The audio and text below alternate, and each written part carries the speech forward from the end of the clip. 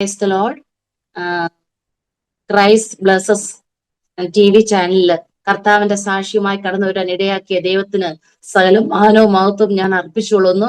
എന്നെ ഇതിനെ ക്ഷണിച്ചതായ കർത്താവിന്റെ ദാസൻ പാസ്റ്റർ അനീഷ് സ്റ്റാൻലി അവരോടുള്ള നന്ദി സ്നേഹത്തെ ഞാൻ ഈ സമയം അറിയിച്ചുകൊള്ളുന്നു.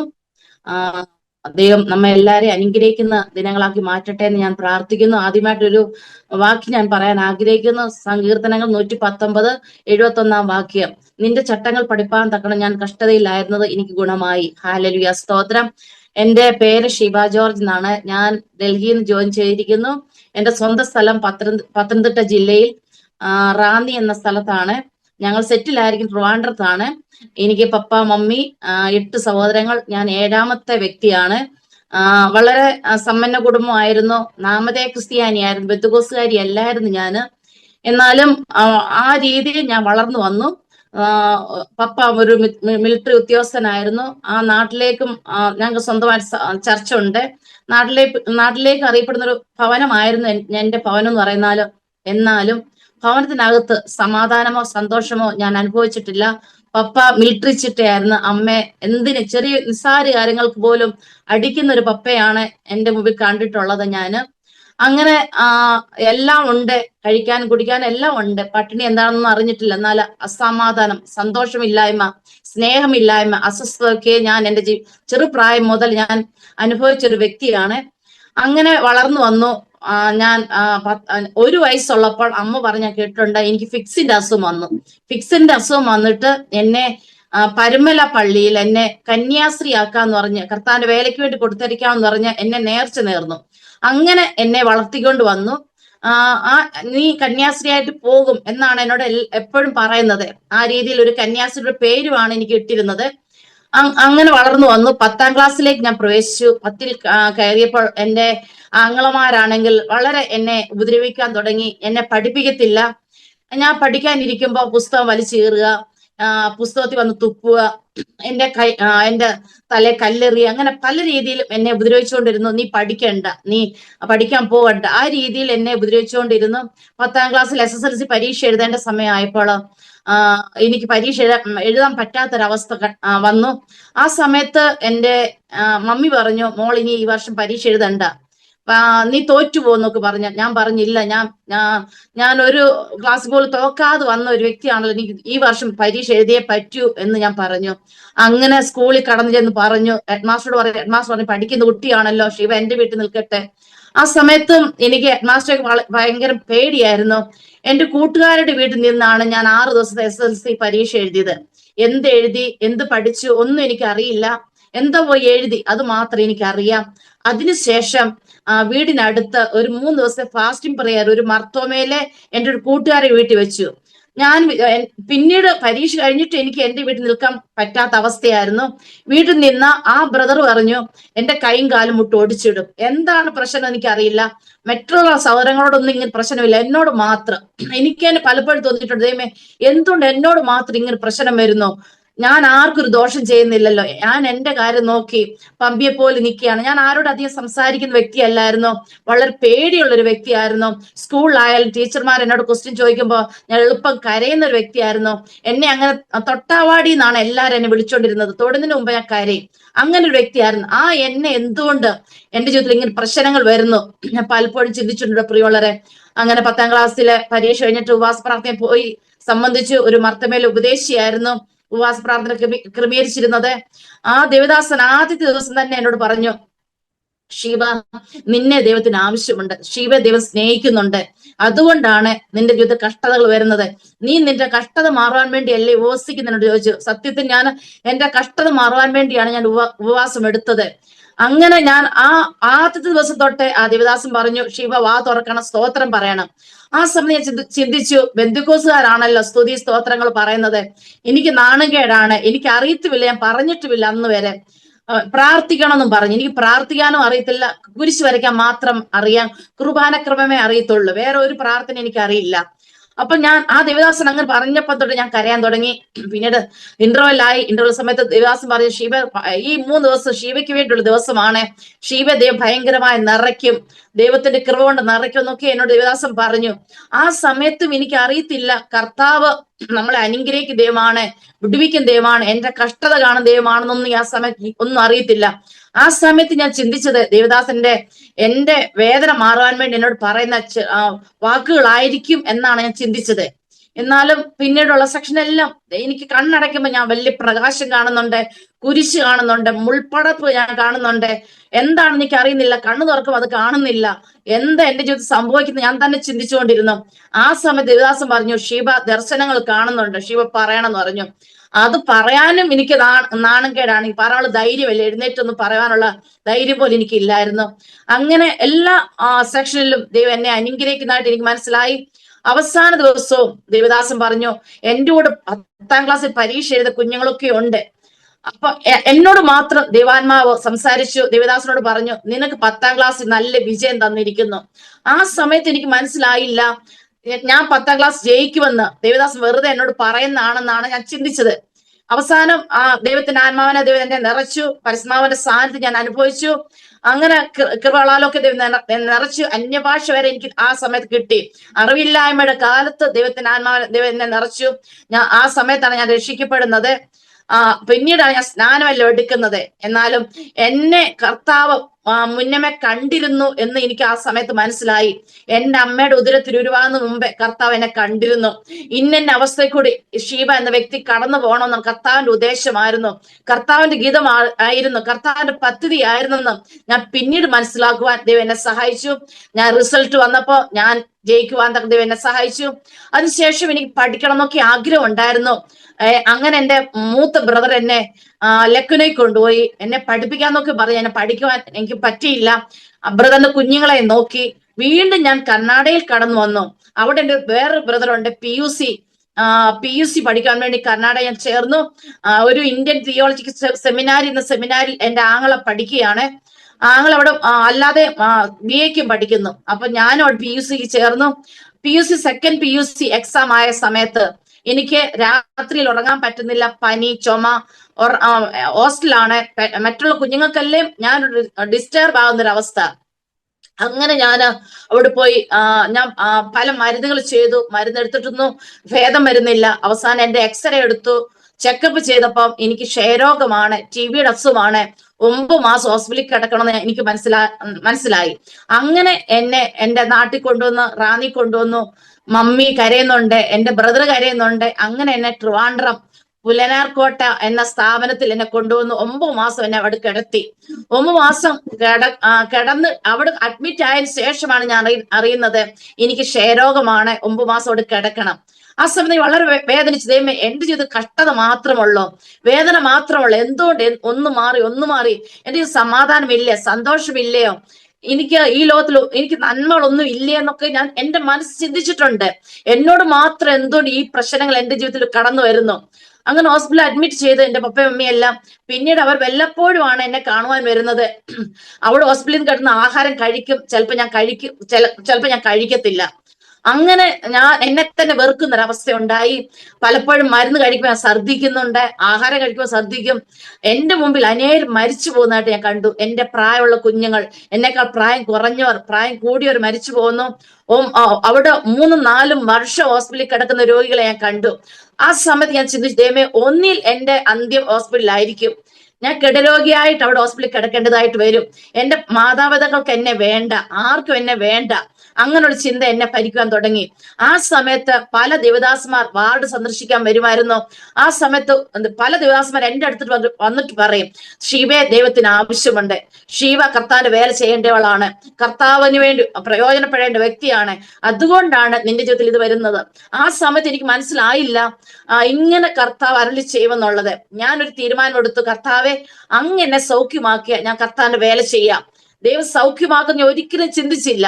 അല്പതൊന്ന് പറയട്ടെ, 9 മാസം പോലും എനിക്ക് കിടക്കേണ്ടതായിട്ട് വന്നില്ല.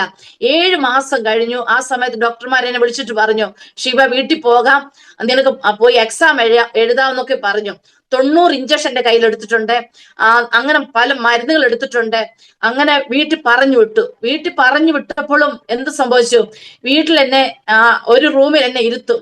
അവിടെ എനിക്ക് ഭക്ഷണം കൊണ്ടുതരും. ആരെന്നോട് സംസാരിക്കത്തില്ല. ആ സമയത്ത് ഞാൻ ചിന്തിച്ചു, ദൈവമേ, ഇതിലും ഭേദം ഞാൻ ഹോസ്പിറ്റലിൽ തന്നെ കിടക്കുകയാണല്ലോ നല്ലത്. എന്തിനെന്നെ ഈ ഭവനത്തിലേക്ക് കൊണ്ടുവന്നു? അങ്ങനെയൊക്കെ ചിന്തിച്ച കാലഘട്ടമായിരുന്നു ആ കാലഘട്ടം. ഒരു മാസം കഴിഞ്ഞു. എക്സ്റേ എടുത്തോണ്ട് ഹോസ്പിറ്റൽ ഡോക്ടർമാരെ കാണിച്ചു. എന്റെ ചേച്ചിയുടെ ഹസ്ബൻഡ് മെഡിക്കൽ ഡോക്ടർ ആയിരുന്നു. ചേട്ടൻ അറിയാം, ഡോക്ടേഴ്സിനൊക്കെ എക്സ്റേ കാണിച്ചു.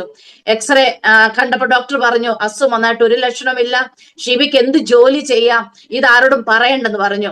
ആ നിമിഷം മുതൽ ഞാൻ കർത്താവിനോട് പറഞ്ഞു, ദൈവമേ, ഇനി കർത്താവിന്റെ വചനം പഠിക്കണം, കർത്താവിന് വേണ്ടി എനിക്ക് നിൽക്കണം. എന്റെ ജീവിതം ഇനി കർത്താവിനുള്ള ജീവിതമാണ്. ആരെല്ലാം എന്നെ വെറുത്താലും, ആരെല്ലാം എന്നെ ഉപേക്ഷിച്ചാലും, ആരെല്ലാം എന്നെ തള്ളിക്കളഞ്ഞാലും, എന്നെ സ്നേഹിച്ച എന്റെ യേശുവിന് വേണ്ടി എനിക്ക് നിൽക്കണമല്ലോ കത്തുന്ന ഒരു ആഗ്രഹം എന്റെ ഉള്ളിൽ വന്നു. അങ്ങനെ ഞാൻ ലവ് ആർമി ക്രൂസൈഡ് എന്ന് പറയുന്ന പ്രസ്ഥാനത്തിൽ ഞാൻ പോയി. 10 ദിവസത്തെ ക്യാമ്പ് ഉണ്ടായിരുന്നു. ഞാൻ ക്യാമ്പിൽ പോയി സംബന്ധിച്ചു. അവിടെ വെച്ചും ദൈവം എന്നോട് സംസാരിച്ചു. ദൈവത്തിന്റെ വിളിയും തെരഞ്ഞെടുപ്പ് എന്താണ് ദൈവം എനിക്ക് വ്യക്തമാക്കി തന്നു. ഹല്ലേലൂയ. അവിടെയുള്ള ദേവദാസന്മാരുമായിട്ട് എനിക്ക് നല്ല കോണ്ടാക്ട് ആയി. ഞാൻ ഹോസ്പിറ്റലിൽ കിടക്കുമ്പോ ലവ് ആർമി ക്രൂസൈഡിലെ ചില സഹോദരിമാരും ചില പാസ്റ്റേഴ്സും കടന്നു പ്രാർത്ഥിച്ചിട്ടുണ്ട്. അവരുടെ കൂട്ടായ്മ ഞാൻ പോയിട്ടുണ്ട്. അവരുമായിട്ട് നല്ലൊരു ബന്ധം ഉണ്ടായി. അങ്ങനെ അവരുടെ ക്യാമ്പിൽ പോയി സംബന്ധിക്കുവാനും വചനം പഠിക്കുവാനും ദൈവം എന്നെ സഹായിച്ചു. അതിനുശേഷം ഞാൻ ലക്നോയിൽ വീണ്ടും കടന്നു വന്നു. ടൈപ്പിസ്റ്റ് ആയിട്ട് എനിക്ക് ജോലിയായി ലക്നോയില്. അങ്ങനെ ഇരിക്കുമ്പോ എന്റെ മമ്മി മരിച്ചു പോകുന്നു. മമ്മിയുടെ മരണം എനിക്ക് വളരെ വേദനാജനകമായിരുന്നു. മമ്മിയെ ഉള്ളായിരുന്നു ഇച്ചിരെങ്കിലും സ്നേഹിക്കുന്ന ഒരു വ്യക്തി എന്ന് പറഞ്ഞ അത്രത്തോളം മമ്മി വേദന സഹിച്ചൊരു വ്യക്തിയായിരുന്നു. എനിക്ക് മമ്മിയെ നോക്കണം, എടുക്കണം എന്നൊക്കെ വളരെ ആഗ്രഹം ഉണ്ടായിരുന്നു. എന്നാലും മമ്മി എന്റെ ചെറുപ്രായത്തിൽ തന്നെ മമ്മി മരിച്ചു പോകാൻ തക്കണം ഇടയായി. ആ സമയത്തൊക്കെ ദൈവം എന്നെ ബലപ്പെടുത്തി, എന്നെ ശക്തീകരിച്ചു, ദൈവത്തിന്റെ കൃപ നിറച്ചു. അതിനുശേഷം എനിക്ക് വിവാഹാലോചനകൾ വന്നു. പല ആലോചനകൾ വരുന്നുണ്ട്. ആ സമയത്തും ഞാൻ തീരുമാനം എടുത്തിരിക്കുന്നത്, കർത്താവിനെ അറിയുന്ന, എനിക്ക് യേശുവിനെ അറിയുന്ന ഒരു വ്യക്തി ഞാൻ കല്യാണം കഴിക്കത്തുള്ളൂ. എന്നെ സ്നേഹിക്കുന്ന ഒരു വ്യക്തി ആയിരിക്കണം. ഈ ലോകപരമായ സ്വത്ത് ഞാൻ ആഗ്രഹിച്ചില്ല. വേറൊന്നും ഞാൻ മതമോ ജാതിയോ മതഭേദമൊന്നും ഞാൻ നോക്കിയില്ല. എനിക്ക് കർത്താവിന്റെ വേല ചെയ്യണം, ആ ഒരു ചിന്ത മാത്രമേ എന്റെ ജീവിതത്തിൽ ഉണ്ടായിരുന്നുള്ളൂ. അങ്ങനെ ലവ് ആർമി ക്രൂസൈഡിലെ തന്നെ ഒരു സഹോദരനെ എനിക്ക് വിവാഹം ചെയ്യുവാൻ ദൈവം സഹായിച്ചു. ജോർജ് ഊട്ടി എന്നുള്ള ഒരു ബ്രദറിനെയാണ് കല്യാണം കഴിച്ചത്. ആ വിവാഹ ജീവിതം എന്ന് പറഞ്ഞാൽ ഞാൻ ഒരു തകർന്ന കുടുംബജീവിതമാണ് ഞാൻ തെരഞ്ഞെടുത്തത്. ആ ബ്രദറിന്റെ ഭാര്യ മരിച്ചു പോയതായിരുന്നു. ആ ഭാര്യയൊക്കെ ഞാൻ ഹോസ്പിറ്റലിൽ കിടക്കുമ്പോൾ കടന്നു വരുവാൻ, എനിക്ക് വേണ്ടി പ്രാർത്ഥിക്കുവാൻ വേണ്ടിയൊക്കെ അവരെന്നെ ഒത്തിരി സ്നേഹിച്ചിരുന്നു. അങ്ങനെ അവർക്ക് ഒരു 9 വർഷത്തോളം കുഞ്ഞുങ്ങളില്ലായിരുന്നു. 9 വർഷം കഴിഞ്ഞപ്പോ ഒരു കുഞ്ഞു കിട്ടി. ഒരു 1.5 വയസ്സായപ്പോഴത്തേക്ക് ജോർജ് എന്ന ബ്രദറിന്റെ ഭാര്യ മരിച്ചുപോയി. ആ സമയത്ത് ഞാൻ ചിന്തിച്ചേ, ഈ കുഞ്ഞിനെ വളർത്തിയാൽ കർത്താവിന്റെ വേലയാകുമല്ലോ, എനിക്ക് എങ്ങനെ കർത്താവിന്റെ വേല ചെയ്യണം. അപ്പൊ ഞാൻ കണ്ടൊരു മാർഗം എന്ന് പറഞ്ഞു ഇത് മാത്രമേ ഉള്ളായിരുന്നു. ആ കുഞ്ഞിനെ കർത്താവിന് വേണ്ടി വളർത്തണം. എന്നാൽ ആ ചേച്ചിയുടെ ഒത്തിരി വേദനകൾ എന്നോട് പറഞ്ഞിട്ടുണ്ട്. വീട്ടിൽ അനുഭവിച്ച ഭാരങ്ങൾ, വേദനകൾ, നിരാശകൾ എല്ലാം എന്നോട് പറഞ്ഞിട്ടുണ്ട്, ഷെയർ ചെയ്തിട്ടുണ്ട്. നിന്നേൽ കൂടി കടന്നുപോയ അവസ്ഥയൊക്കെ എന്നോട് പറഞ്ഞിട്ടുണ്ട്. അപ്പൊ ഞാൻ ആ ചേച്ചിയോട് എന്റെ ഒരു സ്വന്തം ചേച്ചിയെ പോലെ എനിക്ക് തോന്നി ആ ചേച്ചിയെ. അങ്ങനെ ഞാൻ അങ്ങനെ കല്യാണം കഴിക്കാൻ വേണ്ടി തീരുമാനിച്ചു. അത് എന്റെ വീട്ടുകാർക്കൊന്നും ഇഷ്ടപ്പെട്ടില്ല. എന്റെ പപ്പ ഒട്ടും സമ്മതിച്ചില്ല. നിനക്ക് ഒരു 2ാം കെട്ടുകാരനെ വേണ്ട. എന്റെ ആങ്ങള എന്നെ അടിക്കാൻ തുടങ്ങി. നീ ഇങ്ങേരെ സ്നേഹിച്ചു വെച്ചിട്ടാണോ മറ്റുള്ള കല്യാണമൊന്നും വേണ്ടെന്ന് പറഞ്ഞത്. അങ്ങനെ എല്ലാ രീതിയിലും പ്രതികൂലമായി. എനിക്ക് ദൈവത്തെ അറിയണം, ദൈവത്തെ അറിയാൻ വേണ്ടി എനിക്ക് പരിചയമുള്ള ഒരു വ്യക്തിയുമാണ്. അപ്പോ അല്ലെങ്കിൽ പപ്പ മമ്മി അടിക്കുന്ന പോലെ ഞാൻ കല്യാണം കഴിച്ച എന്റെ ഭർത്താവ് എന്നെ അടിക്കും, ആ ഒരു ചിന്തയായിരുന്നു എന്റെ കൊച്ചു മനസ്സിൽ പോയിക്കൊണ്ടിരുന്നത്. അങ്ങനെ ഞാൻ ജോർജ് ഊട്ടി എന്ന ബ്രദറിനെ ഞാൻ കല്യാണം കഴിച്ചു. ബന്ധുക്കോസുകാരാണ് അവര്. ഞാൻ കല്യാണം കഴിയുന്നവരെ എനിക്ക് പ്രാർത്ഥിക്കാൻ അറിയത്തില്ല, സ്തോത്രം പറയാൻ അറിയത്തില്ല, വചനം വായിച്ചാൽ എനിക്കൊന്നും മനസ്സിലാകത്തില്ല. ആ ഒരു അന്തരീക്ഷത്തിലാണ് കുടുംബത്തിലേക്ക് ഞാൻ കടന്നു വരുന്നത്. ഞാൻ വിചാരിച്ചു, ഞാൻ വിവാഹം കഴിഞ്ഞ ബന്ധുക്കോസ് കുടുംബത്തിൽ കടന്നു വന്നാൽ എന്റെ പ്രയാസങ്ങളെല്ലാം മാറി, എന്റെ വേദനകൾ മാറി, ഇനി എനിക്ക് എന്നും സന്തോഷമായിരിക്കും. ബന്ധുക്കോസുകാരെന്ന് പറഞ്ഞാൽ ഞാൻ ദൈവത്തെ പോലാണ് അവരെ കണ്ടിരുന്നത്. അങ്ങനെ ഒരു സന്തോഷം, സമാധാനം എന്റെ ജീവിതത്തിൽ ലഭിക്കും. എന്നെ അവരെല്ലാം സ്നേഹിക്കും. ഇങ്ങനെ ഒരു കുഞ്ഞിനെ കൂടെ വളർത്തുകയാണല്ലോ. അങ്ങനെ എന്നെ സ്നേഹിക്കുന്നോർത്താണ് ഞാൻ വളരെ ലക്ഷ്യബോധത്തോടാണ് കടന്നു വരുന്നത്. പാവപ്പെട്ട ഒരു കുടുംബമാണെന്ന് എന്നോട് പറഞ്ഞു. എന്നാൽ സാമ്പത്തികമായ ഒന്നും ഇല്ലെന്ന് ഞാൻ അറിഞ്ഞു, സ്വന്തം വീടില്ലെന്നൊക്കെ ഞാൻ അറിഞ്ഞു. അതൊക്കെ സഹിക്കാൻ തയ്യാറാണ്, പട്ടിണി കിടക്കാൻ ഞാൻ തയ്യാറായിരുന്നു. വേറൊന്നും ഞാൻ ആവശ്യം ആവശ്യപ്പെട്ടില്ല. എനിക്ക് ദൈവത്തെ അറിയണം, അത് മാത്രം ഞാൻ ആവശ്യപ്പെട്ടുള്ളൂ. അങ്ങനെ കടന്നു വന്നു. എന്നാൽ എന്റെ ഹസ്ബൻഡ് വീട്ടിൽ നിന്ന് എനിക്ക് ഒരു രീതിയിലുള്ള സമാധാന സന്തോഷം എനിക്ക് ലഭിച്ചില്ല. ഞാൻ റാന്നിക്കാരി, അച്ചായന്റെ ട്രിവാൻഡ്രം, രണ്ട് കൾച്ചർ.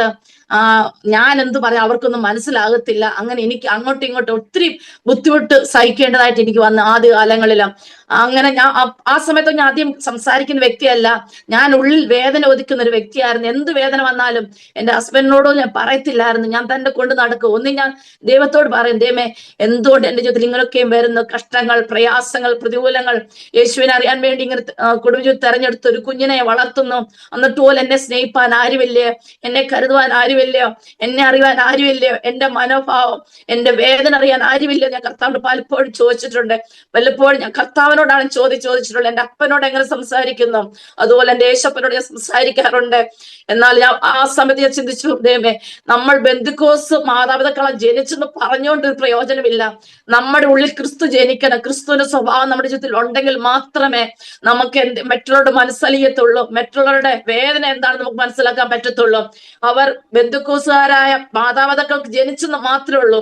അവരുടെ സ്വഭാവത്തിന് ഒരു വ്യത്യാസമില്ലായിരുന്നു. ബന്ധുക്കോസ് പള്ളി പോകുന്നുണ്ട്, എന്നാൽ ഞാനും അച്ഛനും ബൈക്ക് യാത്ര ചെയ്യുമ്പോൾ അവർ ഞങ്ങളെ കളിയാക്കും. ഞങ്ങൾ നല്ല ഡ്രസ് ചെയ്താ ഞങ്ങളെ കളിയാക്കും. അങ്ങനെ എല്ലാ രീതിയിലും ഞങ്ങൾ ഇവിടെ കൂട്ടായ്മയ്ക്ക് ഇരുന്ന അവിടെ ഞങ്ങളെ നിന്ദിക്കുന്ന അവസ്ഥയുണ്ടായിരുന്നു. എല്ലാവരും ദൈവവേല ചെയ്യുന്നവരാണ്, വചനം പറയുന്നവരാണ്. ഹല്ലേലൂയ. അങ്ങനെയുള്ള ബന്ധുക്കോസ് കോളത്തിലേക്കാണ് ഞാൻ കടന്നു വന്നത്. ആ സമയത്തും ഞാൻ യേശപ്പനോട് എന്റെ വിഷയങ്ങൾ പറയാൻ തുടങ്ങി. ഞാൻ അച്ഛാ സ്കൂളിലെ അധ്യാപകനായിരുന്നു. അച്ഛാ സ്കൂളിൽ പോകുമ്പോൾ എവിടെല്ലാം ആരാധനയ്ക്ക് പോകാൻ പറ്റുമോ അവിടെല്ലാം ഞാൻ ആരാധനയ്ക്ക് പോകുമായിരുന്നു, ദൈവവചനം കേൾക്കുമായിരുന്നു. ആ സമയത്തൊക്കെ ദാവീദിന്റെയും യോസേപ്പിന്റെയും ഏലിയാവിന്റെ ഒക്കെയും ഇയ്യോബിന്റെ അനുഭവങ്ങളൊക്കെയും എന്നെ ബലപ്പെടുത്തി. ആ ഭക്തന്മാർ കഷ്ടതകൾ കൂടെ കടന്നുപോയി, വേദനകൾ കൂടി കടന്നുപോയപ്പോ അവരെ വിടിവിച്ച ദൈവം, അവരെ ഉയർത്തിയ ദൈവം എന്നെ അനുഗ്രഹിക്കും, എന്നെ ഉയർത്തും. എന്നെ അറിയുന്നൊരു ദൈവമുണ്ട്, എന്നെ സ്നേഹിക്കുന്നൊരു ദൈവം എന്നുള്ള ചിന്ത എന്റെ ഉള്ളിൽ ഉദിക്കുവാൻ തുടങ്ങി പ്രിയമുള്ളവരെ. ഹല്ലേലൂയ. അങ്ങനെ ഞാൻ ഉപവസിക്കാൻ തുടങ്ങി. ഹോസ്പിറ്റലിൽ കിടക്കുമ്പോ ഡോക്ടർമാർ പറഞ്ഞു 3 നേരം ആഹാരം നിറയെ കഴിച്ചോണം, അല്ലെങ്കിൽ വീണ്ടും ഈ അസുഖം വരാൻ സാധ്യതയുണ്ടെന്ന് പറഞ്ഞു. ഞാൻ വിചാരിച്ചു, എനിക്ക് ആയുസ് തന്ന, ആരോഗ്യം തന്ന, എന്നെ വിടുവിച്ച ദൈവത്തിന് വേണ്ടി ഞാൻ എന്തെങ്കിലും ചെയ്യണമല്ലോ എന്നോർത്ത് ഞാൻ ഉപവസിക്കാൻ തുടങ്ങി. 7 ദിവസം, 14 ദിവസം, 21 ദിവസമൊക്കെ ഞാൻ ഉപവസിക്കാൻ തുടങ്ങിയപ്പോ എന്റെ സ്ഥിതിക്ക് ദൈവ വ്യത്യാസം വരുത്തി. എന്റെ ചെറിയ പ്രശ്നങ്ങൾ മാറാൻ തുടങ്ങി. കൈകാൽ കഴപ്പുകൾ, തലവേദന, നടുവേദന, കാൽ കഴപ്പൊക്കെയും ദൈവം ഞാൻ പ്രാർത്ഥിക്കാതെ പോലെ ദൈവം എന്നെ സൗഖ്യമാക്കി. പ്രിയമുള്ളവരെ, ആത്മീയമായ നിലനിൽപ്പിന് വേണ്ടിയാണ് ഞാൻ ദൈവത്തോട് പ്രാർത്ഥിച്ചത്. എന്നെ ബലപ്പെടുത്തണം, എന്നെ പ്രാർത്ഥന പഠിപ്പിക്കണം, ഇനി കർത്താവിനോട് നിൽക്കണമെന്നുള്ള ചിന്തയോടാണ് ഞാൻ കർത്താവിനെ ഉപവസിക്കുന്നത്. എന്ത് വന്നാലും തളർന്നു പോവാതെ, വീണു പോവാതെ അന്ത്യം വരെ കർത്താവിന്റെ നിന്ന് ആ നല്ല വിശ്വസ്തയോട് നിന്ന് ആ വാടാത്ത കിരീടം പ്രാപിക്കണം, നിത്യത എത്തിച്ചേരാനുള്ള ചിന്തയാണ് എന്റെ ഉള്ളിലുള്ളത്. ഈ ലോകത്ത് ഞാൻ ഒന്നും നേടിയില്ലെങ്കിലും എന്റെ അപ്പൻ എനിക്ക് മതി, അപ്പന്റെ സ്നേഹം മതി. ആ ചിന്തയോടാണ് ഞാൻ മുന്നേറുന്നത്. ഹല്ലേലൂയ, സ്തോത്രം. അങ്ങനെ ഓസിച്ചപ്പോൾ ദൈവം എന്നെ ശക്തിപ്പെടുത്തുവാൻ തുടങ്ങി, ദൈവം എന്നെ ബലപ്പെടുത്തുവാൻ തുടങ്ങി. ഞങ്ങൾ ചെറിയൊരു വീട് ഞങ്ങൾ വെച്ചു. ട്രിവാൻഡ്രത്ത് തന്നെ പാപ്പാട് എന്ന് പറഞ്ഞ സ്ഥലത്ത് വീട് വെച്ചു. അവിടെ ഞങ്ങൾ പ്രാർത്ഥന ആരംഭിച്ചു. പ്രാർത്ഥനയിൽ പല ദേവദാസന്മാർ ഞങ്ങൾ ഭവനത്തിൽ വരുമായിരുന്നു. എല്ലാ ദേവദാസന്മാരും എനിക്ക് ദൂത് തരും, സഹോദരി അടുക്കളയിൽ കടന്ന ദേവദാസന്മാർക്ക് ആഹാരം ഉണ്ടാക്കാൻ വേണ്ടി അല്ല ദൈവം നിന്നെ കണ്ടിരിക്കുന്നത്, നിന്നെ പുറലോകം അറിയപ്പെടും, ലോകം അറിയപ്പെടുന്ന ഒരു വ്യക്തിയാക്കി ദൈവം നിന്നെ മാറ്റും, നിന്നെ ഉയർച്ചയിലേക്ക് ദൈവം നയിക്കുന്നൊക്കെ പല ദൂതുകൾ ഞാൻ കേട്ടു. പ്രിയമുള്ളവരെ, ദൈവ ദൂതുകളാണ് എന്നെ ഇന്ന് വരെ പിടിച്ചു നിർത്തിയിട്ടുള്ളത്. ആ ദൂത് കേൾക്കുമ്പോൾ ഞാൻ അത് വെച്ച് ഞാൻ പ്രാർത്ഥിക്കുന്ന ഒരു വ്യക്തിയായിരുന്നു. പ്രിയമുള്ളവരെ, എനിക്ക് പ്രസംഗിക്കാൻ അറിയത്തില്ലായിരുന്നു. പല ദേവദാസന്മാരും പറഞ്ഞു പ്രസംഗിക്കും. അച്ഛൻ നല്ലോണം പ്രസംഗിക്കുന്ന ആളാണ്, എല്ലാ ഭാഷകൾ കൈകാര്യം ചെയ്യുന്ന ആളാണ്, നല്ല വിദ്യാഭ്യാസം ഉണ്ട്, എല്ലാം സ്ഫുടതയുണ്ട്, എല്ലാം ഉണ്ട്. എനിക്കാണെങ്കിൽ സ്ഫുടതയില്ല. പല വാക്കുകൾ എനിക്ക് പല വാക്കുകൾ പറയാൻ അറിയത്തില്ലായിരുന്നു. ഇന്നും പല വാക്കുകൾ എനിക്ക് പറയുമ്പോ വ്യത്യാസങ്ങൾ വരും. ഹല്ലേലൂയ. അതുകൊണ്ട് ഞാൻ അധികം സംസാരിക്കുന്ന വ്യക്തിയല്ലായിരുന്നു. ഞാൻ സംസാരിക്കുമ്പോൾ മറ്റുള്ളവർ എന്നെ കളിയാക്കുമായിരുന്നു. അതുകൊണ്ട് സംസാരിക്കാത്തൊരു വ്യക്തിയായിരുന്നു ഞാൻ. അങ്ങനെ എന്നോട് ദേവദാസന്മാർ ദൈവവേല ചെയ്യും നീ. അപ്പൊ ഞാൻ അച്ഛനോട് പറയാം, അച്ഛൻ ചെയ്യേ, ഞാൻ അച്ഛന്റെ പുറകിൽ നിന്ന് ഞാൻ പ്രാർത്ഥിച്ചോളാം എന്ന് പറഞ്ഞിട്ടുണ്ട്. പ്രിയമുള്ളവരെ, അങ്ങനെ പല ദേവദാസന്മാരും പറഞ്ഞു നിന്നെ ഇന്ന അവസ്ഥകൾ കടത്തി വിട്ടതല്ലേ എന്നൊക്കെ ചോദിച്ചു. ആ സമയത്ത് കർത്താവിന്റെ കർത്താവിന് തീരുമാനം എടുത്തുമേ അങ്ങയ്ക്ക് വേണ്ടി എനിക്ക് നിൽക്കണം. ലോകം എന്നെ അറിയപ്പെട്ടില്ലെങ്കിലും കർത്താവിന് വേണ്ടി നിൽക്കണം എനിക്ക്. ആ ഒരു ചിന്തയോട് നിന്ന് പ്രിയമുള്ളവരെ. അതുപോലെ ഞാൻ 10ാം ക്ലാസ് ആയിരുന്നപ്പോൾ എനിക്ക് മർത്തമേൽ ഉപദേശി എന്നോട് പറഞ്ഞു, ഒരു പ്രാവശ്യം കൊണ്ട് നിന്റെ ജീവിതത്തിൽ എനിക്ക് ചെവിയുടെ പുറയിൽ നീര് വരുമായിരുന്നു. വലത്തെ ചെവിയുടെ നീര് മഴ നനഞ്ഞാൽ മഴ നനയുമ്പോഴും മഞ്ഞ് കൊള്ളുമ്പോഴും വെയിൽ കൊള്ളുമ്പോഴൊക്കെ എനിക്ക് നീര് വരുന്ന അവസ്ഥയുണ്ടായിരുന്നു. ആ സമയത്തൊക്കെ നീര് വരുമ്പോ പപ്പ ഞങ്ങൾ ഹോസ്പിറ്റലിൽ കൊണ്ടുപോയിട്ടേ ഇല്ല. ഞങ്ങളെ കുരുത്തോല വെച്ചേക്കും. ഒരു ഗ്ലാസ് വെള്ളം എടുത്തിട്ട് കുരുത്തോല കരച്ച് വെള്ളത്തിലിട്ട് ഞങ്ങൾ കുടിക്കാൻ തരും. അതായിരുന്നു ഞങ്ങളുടെ മെഡിസിൻ എന്ന് പറയുന്നത്. പ്രത്യേക ഒരു എണ്ണ കാശിയാണ് ഞാൻ തലയെ തേച്ചോണ്ടിരുന്നത്. ആ ദേവദാസം പറഞ്ഞു, ഇന്നൊരു അസുഖം വരുന്നുണ്ടല്ലോ, ആ അസുഖം ഇനി ഒരു പ്രാവശ്യം കൂടെ നിന്റെ ജീവിതത്തിൽ വരും, പിന്നെ ആ അസുഖം വരത്തേ ഇല്ലെന്ന് പറഞ്ഞു. അതുപോലെ തന്നെ ഒരു പ്രാവശ്യം കൂടെ ആ നീര് വന്നു. പിന്നീട് ഇന്ന് വരെ എന്റെ ജീവിതത്തിൽ നീര് വന്നിട്ടില്ല. ചെവിപ്പുറയില്ല. പല മരുന്ന് ഞാൻ പല എണ്ണകൾ തല തേക്കുന്നുണ്ട്. നോർത്ത് ഇന്ത്യയിലെ കാലാവസ്ഥ എന്ന് പറഞ്ഞാൽ വളരെ മഞ്ഞ് കാലത്ത് നല്ല മഞ്ഞാണ്, വെയിൽ കാലത്ത് നല്ല വെയിലാണ്, മഴ നനയുന്നുണ്ട്, എല്ലാം ചെയ്യുന്നുണ്ട്. എന്നാലും അസുഖത്തെ പൂർണ്ണം എടുത്തു മാറ്റി. ഹല്ലേലൂയ, സ്തോത്രം. അതുപോലെ തന്നെ വിവാഹം കഴിഞ്ഞു. മോളെ ഞങ്ങൾ ഒന്നും അറിയിക്കാതാണ് വളർത്തിയത്. മോള് വലുതായി മോക്ക് മനസ്സിലായി മോളുടെ സ്വന്തം മമ്മി അല്ലെന്നുള്ളത്. അങ്ങനെ പല പ്രശ്നങ്ങൾ എന്റെ ജീവിതത്തിൽ ആഞ്ഞടിച്ചു. മോള് തന്നെ പലരോടും പല കാര്യങ്ങൾ പറഞ്ഞു. അങ്ങനെ തല കുനിക്കേണ്ട അവസ്ഥയെ കൂടി ഞാൻ കടന്നുപോയി പ്രിയമുള്ളവരെ. അതൊക്കെയും പല ദേവദാസന്മാർ എന്റെ ജീവിതത്തിൽ നിവളപ്പെടുത്തി തന്നിട്ടുണ്ട്. നീ പലരുടെ തല കുനിഞ്ഞു പോന്നു, നിന്നെ പിശാചിന് തകർക്കണം, നിന്നെ തകർത്ത പിശാചിന്റെ പദ്ധതി ജയിക്കുന്നൊക്കെ പല ദേവദാസന്മാർ എനിക്ക് ദൂത് പറയുമായിരുന്നു. ആ സമയത്ത് ഞാൻ ദൈവത്തോട് അങ്ങയ്ക്ക് വേണ്ടി എനിക്ക് അന്ത്യം വരെ നിൽക്കണം. ആരും എന്നെ സ്നേഹിപ്പാനില്ലെങ്കിലും, ഞാൻ സ്നേഹിക്കുന്ന ചിന്തിച്ചതുപോലെ എന്നെ സ്നേഹിച്ചില്ലെങ്കിലും എന്റെ അപ്പൻ എനിക്ക് മതി, അപ്പന് വേണ്ടി എനിക്ക് നിൽക്കണം എന്നുള്ള ഞാൻ ഉള്ളിൽ ഇങ്ങനെ തീരുമാനം എടുത്തോണ്ടിരിക്കുമായിരുന്നു പ്രിയമുള്ളവരെ. ആരും അത് അറിയുന്നില്ലായിരുന്നു. എന്റെ അപ്പൻ മാത്രം അത് കാണുന്നുള്ളായിരുന്നു പ്രിയമുള്ളവരെ. ഹല്ലേലൂയ. അതെ, നമ്മൾ ഈ ലോകത്ത് ജീവിക്കുമ്പോ എല്ലാവരും നമുക്ക് സ്നേഹം ലഭിച്ചില്ലെന്ന് വരാം. നമ്മൾ ചിന്തിക്കുക എല്ലാവരും നമ്മളെ സ്നേഹിക്കണം. ഇല്ല, നമുക്ക് ചിലപ്പോൾ കർത്താവ് ആരെയാണ് കൂടുതൽ സ്നേഹിക്കുന്നത് അവർക്ക് ഈ ലോകത്ത് സ്നേഹം ലഭിക്കത്തില്ലെന്ന് എന്നെ ദൈവം പഠിപ്പിച്ചു പ്രിയമുള്ളവരെ. ഹല്ലേലൂയ. അതുകൊണ്ട് കർത്താവിന്റെ സ്നേഹം ഉണ്ടെങ്കിൽ നമുക്ക് എല്ലാം ഉണ്ട്. ഹല്ലേലൂയ. നമ്മളെ നിന്ദിക്കുന്നവർ നിന്ദിച്ചോട്ടെ, പരിഹസിക്കുന്നവർ പരിഹസിച്ചോട്ടെ, നമ്മളെ അറിയുന്ന ഒരു ദൈവം ഉണ്ടല്ലോ, നമ്മുടെ ഹൃദയങ്ങളെ ശോധന ചെയ്യുന്ന ഒരു ദൈവം ഉണ്ടല്ലോ. നമ്മുടെ ഹൃദയമാണ് കർത്താവ് നോക്കുന്നത്, പുറമേ ഉള്ളതല്ല കർത്താവ് നോക്കുന്നത്. എനിക്ക് മനസ്സിലായി പ്രിയമുള്ളവരെ. ഞാൻ എന്തെല്ലാം ആഗ്രഹിച്ച് പ്രാർത്ഥിച്ചിട്ടുണ്ട് അതൊക്കെ ദേവദാസന്മാരെ കൂടെ ദൈവാത്മാവ് വെളിപ്പെടുത്തിയിട്ടുണ്ട്. അപ്പൊ എനിക്ക് ധൈര്യമായി, കർത്താവ് എന്നെ അറിയുന്നുണ്ടല്ലോ, അത് എനിക്ക് മതി. ആ ചിന്തയോട് ഞാൻ മുന്നേറാൻ തുടങ്ങി പ്രിയമുള്ളവരെ. അങ്ങനെ മോൻ ജനിക്കുന്നതന്നെ കർത്താവിന്റെ വാഗ്ദത്തപ്രകാരമാണ്. പല ദേവദാസന്മാർ പറഞ്ഞു, ഒരു മകനെ കർത്താവിന്റെ ദാസന് നൽകി തരും, വാഗ്ദത്ത സന്ധി ആയിരിക്കും എന്ന് പറഞ്ഞു. അങ്ങനെ മോനെ ഞാൻ പ്രഗ്നന്റ് ആയ സമയം മുതൽ എനിക്ക് വളരെ ഛർദിലുണ്ടായി. അങ്ങനെ 2 മാസം പ്രഗ്നന്റ് ആയ സമയത്ത് എനിക്ക് വയറുകടിയും ഛർദിലും ഉണ്ടായി. ആ സമയത്ത് എനിക്ക് കിടക്കുന്ന എഴുന്നേക്കാൻ പറ്റാത്ത അവസ്ഥയായിരുന്നു. എന്റെ ഹസ്ബൻഡ് ആ ദിവസമാണ് ഒരു മീറ്റിങ്ങിന് കൊല്ലത്ത് പോയിട്ട് കൊല്ലം വരെ എത്തിയില്ല. അതിനു മുമ്പേ ബ്രേക്ക് ഡൗൺ ആയി വണ്ടി. പിന്നെ തിരിച്ചു വീണ്ടും വീട്ടിൽ വന്നിട്ട് പിന്നെ സ്കൂളിൽ കടന്നുപോയി. ആ സമയത്ത് ഞാൻ ഒറ്റയ്ക്ക് കിടക്കുകയാണ്. മോള് അടുത്തൊരു വീട്ടിൽ നിൽക്കുകയാണ്. എനിക്ക് ഒട്ടും എഴുന്നേക്കാൻ വയ്യ, ഛർദിക്കുന്നു, ലൂസ് മോഷൻ, അങ്ങനെ രണ്ടും എന്നെ അലട്ടുകയാണ്. വളരെ എന്റെ ശരീരം എല്ലാം വിറയ്ക്കുകയാണ്. ആരുമല്ല എന്നെ നോക്കുവാൻ. അങ്ങനെ പപ്പ നാട്ടിൽ നിന്ന് റാന്നി നിൽക്കുന്ന പപ്പ പറയാണ്, നീ എന്നെ വിളിക്കുന്നു. അങ്ങനെ പപ്പ റാന്നി നിന്ന് ട്രിവാൻഡ്രം വരെ വന്നു. എനിക്കുള്ള കസാരയും മറ്റ് ആകാശ സാധനമായിട്ട് എന്നെ വന്ന് നോക്കുമ്പോ ഞാൻ വളരെ ക്ഷീണാവസ്ഥയിലായിരിക്കുന്നു. പപ്പ ചോദിച്ചു, എന്തിയെ ഹസ്ബൻഡ് എന്തിയെ? നമ്മൾ സ്കൂളിൽ പോയിരിക്കുന്നു. സ്കൂളിൽ നിന്ന് വന്ന് എന്നെ ഹോസ്പിറ്റലിൽ കൊണ്ടുപോയി ഡോക്ടർ പറഞ്ഞു 10,000 രൂപയുടെ ആന്റിബയോട്ടിക് എനിക്ക് കഴിക്കേണ്ടതായിട്ട് വന്നു. ചിലപ്പോൾ അംഗവൈകല്യമുള്ള കുഞ്ഞായിട്ടായിരിക്കും ജനിക്കുന്നത്, അല്ലെങ്കിൽ അബോർഷൻ ആകാൻ സാധ്യതയുണ്ടെന്ന് പറഞ്ഞു. ആ സമയത്തെല്ലാം ഞാൻ പ്രാർത്ഥനയെ കരം പിടിച്ച പ്രാർത്ഥനയെ അങ്ങ് തന്ന ഉദരഫലമാണെങ്കിൽ ഈ കുഞ്ഞിന് ഒരു അംഗവൈകല്യം വരാൻ പാടില്ല, ഊനമില്ലാത്ത ആരോഗ്യമുള്ള കുഞ്ഞിനെ തന്നെ ഞാൻ കർത്താവിന്റെ വേലയ്ക്ക് വേണ്ടി സമർപ്പിക്കുന്നു എന്ന് പറഞ്ഞ് ഞാൻ പ്രാർത്ഥിക്കാൻ തുടങ്ങി. മിഷണറി ആക്കാമെന്നാണ് ഞാൻ പ്രാർത്ഥിച്ചത്. ഹല്ലേലൂയ. അങ്ങനെ ഞാൻ ഓരോ ദിവസം കരം പിടിച്ച് പ്രാർത്ഥിച്ചുകൊണ്ടിരുന്നു പ്രിയമുള്ളവരെ. ഞാൻ ഒന്നാമത് നിന്ദിക്കപ്പെട്ടവളാണ്, ഇനി എന്നെ നിന്ദിക്കല്ലേ ഈശോപ്പ എന്ന് പറഞ്ഞ ഞാൻ പ്രാർത്ഥിച്ചുകൊണ്ടിരുന്നു. അവസാനം 8 മാസമായി. ഡോക്ടർ പറഞ്ഞു 1 മാസമെങ്കിലും ഹോസ്പിറ്റലിൽ കിടക്കേണ്ടതായിട്ട് വരും. ശരീരം മുഴുക്ക നീരായി. ഒരു ദിവസം ഡിസംബർ മാസം 14-ാം തീയതിയാണ് ഡോക്ടർ ഡേറ്റ് പറഞ്ഞത്. 4-ാം തീയതി ഞാൻ അഡ്മിറ്റ് ആയി.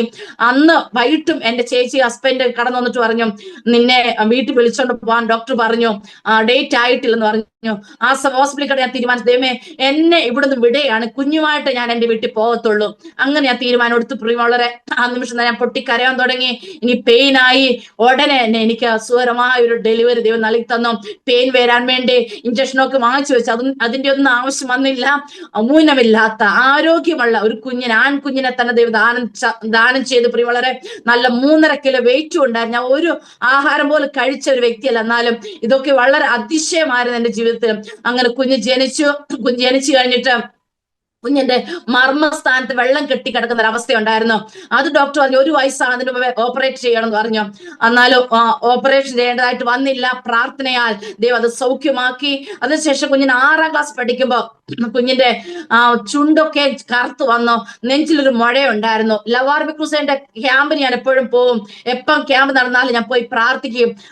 സഹോദരിമാരോട് ഒന്നിച്ച് പ്രാർത്ഥിക്കുമ്പോ അന്ന് വിൽസം ബ്രദർ രോഗശാന്തി വരുമെന്ന് ക്ലാസ് എടുത്തോണ്ടിരിക്കുമ്പോഴത്തേക്ക് കുഞ്ഞ് എന്റെ മടി കിടന്ന് ഉറങ്ങുന്നു. കുഞ്ഞിന്റെ നെഞ്ചിൽ ഞാൻ കരം വെച്ചിട്ട്, ദൈവമേ അങ്ങ് കുഞ്ഞിനെ കുഞ്ഞ് ഞാൻ കർത്താവ് സാക്ഷിയായി നിൽക്കാമെന്ന് ഞാൻ തീരുമാനിച്ചു. വളരെ അത്ഭുതം എന്ന് പറയട്ടെ, ഞങ്ങൾ വീട്ടിൽ കടന്നു വന്നു.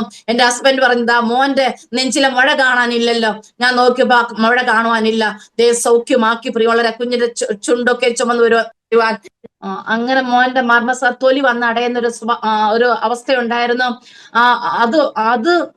അതും ഡോക്ടർ പറഞ്ഞു ഓപ്പറേഷൻ ചെയ്യണമെന്ന് പറഞ്ഞു.